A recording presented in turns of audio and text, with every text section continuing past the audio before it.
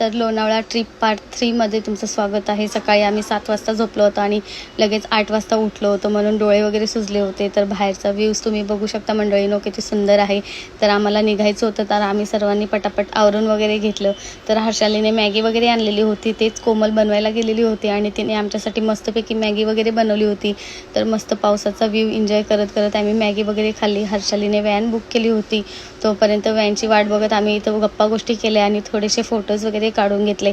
आणि फायनली आमची व्हॅन आली होती. तर जाताना इथून खूप साऱ्या आठवणी आम्ही घेऊन जात होतो. आम्ही एकच दिवस इथं थांबलो, पण खूप सारा एन्जॉय केला, खूप साऱ्या ॲक्टिव्हिटीज केल्या. असं वाटत होतं की खूप दिवस झाला आम्ही तिथे थांबलेलो आहोत.